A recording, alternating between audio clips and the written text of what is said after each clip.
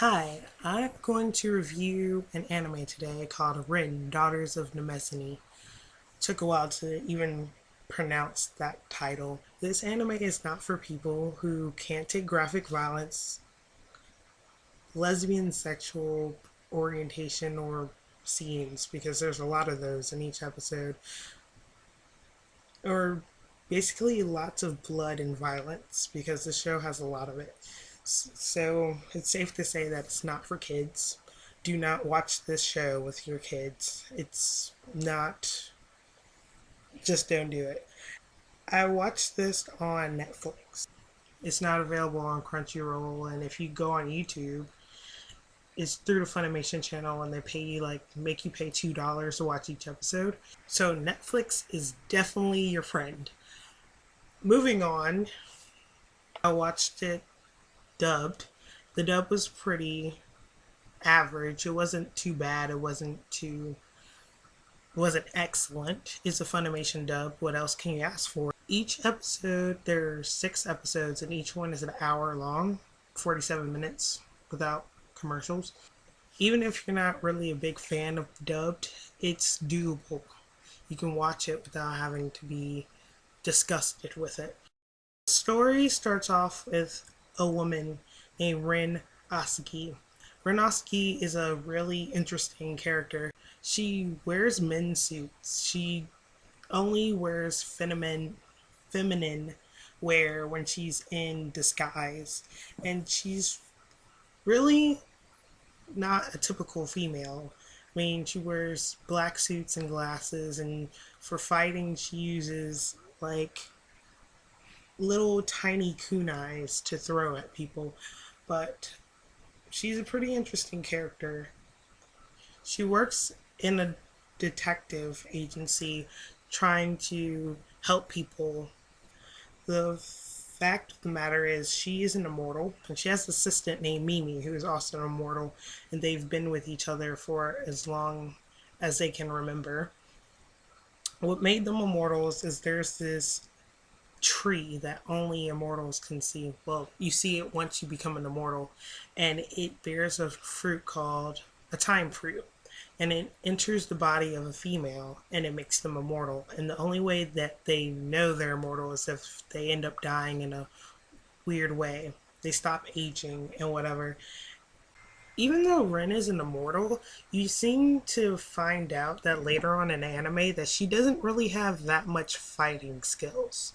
Even though she is an immortal, and you would think, oh, with all that time, she would learn how to fight really well, she really doesn't know how to fight well. She ends up getting killed by Laura every time they are encountered. She finds a new way to kill her each time, but she just regenerates and comes right back. But her fighting skill is only really well with normal thugs that you meet on the streets. But when it comes to an assassin like Laura, she only bested her about one time ever. She pretty much ends up getting killed all the time. It's pretty sad. Mimi, on the other hand, has no fighting skill whatsoever, which is why she's usually protected by Rin. But she has a great quality for computers. She knows how to hack into things, which is how Rin usually gets most of her information. And that gives her a really good asset when wanting to find information pretty quickly.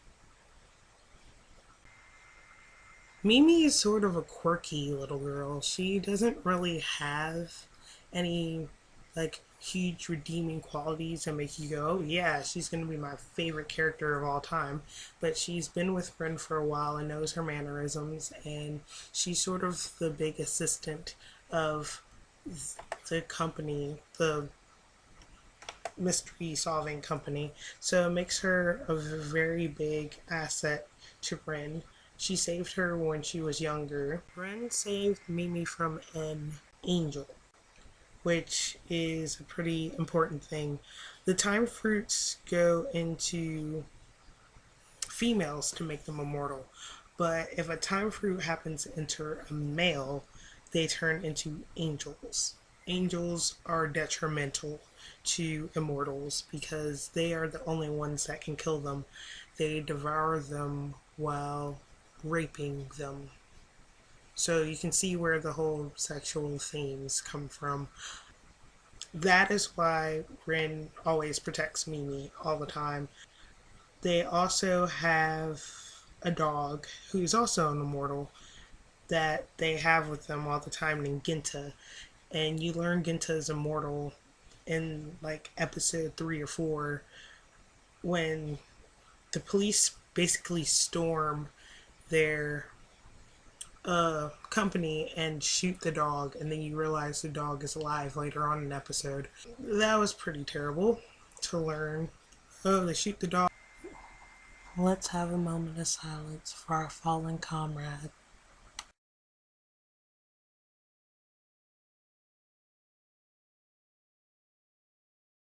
This whole show consists of these everyday occurrences that they go through. Not really every day, but each episode has a mystery that they have to overcome, and in each episode you learn more about the time fruits and more about the immortals and what they overcome. The whole story is taking place in a 65-year period, so each episode is at a different date. Like the first episode is at 1990, and then the next episode ends up being at like 2001. Each episode is a different year. They tell you at the beginning. Ren has an immortal enemy named Apos, and Apos sends an assassin named Laura after her every episode to try and kill her, even though she's immortal. Apos is trying to get Ren. That is his major point in life. I mean, he has a long term goal, but his main goal is to get Ren. The show is pretty interesting. It has different sort of plot points in each moment. It has you on edge, wondering what's going to come next. It's definitely a really good show, and I think that everyone who likes murder mysteries, who enjoys action, and can handle blood and violence, torture, and the random sex scenes that are in it, you should totally check it out. I think it's a really well done anime, and it's in probably one of my top 10 anime. And I don't say that a lot. Actually, I kind of do. But I will tell you this, following the plot is pretty hard. In the first episode, you're completely confused and you have no idea what's going on. Each episode gives you bits and bits of information on Rin and Mimi and their background, but the last 2 episodes are really crucial to learning everything. You learn about Apos, what his main goal is, why he's after Rin, and what the tree means, and you find out about Idrisil, which is very important. Idrisil is everything. It's how Rin becomes an immortal, or it's how Apos is coming after Ren for all of these things. When it comes to the plot line, you're going to have to be patient and learn it along the way. Whereas, the action and the little things happen in each episode that builds you up to the point of the last 2 episodes. On the darker, more edgier animes, is one of my top 10. So if you have Netflix or if you have a means of finding the anime and watching it, then you should. It's a really good show, and I recommend it for people who can handle that kind of violence. This is Ina-chan Lo Shikamaru signing off.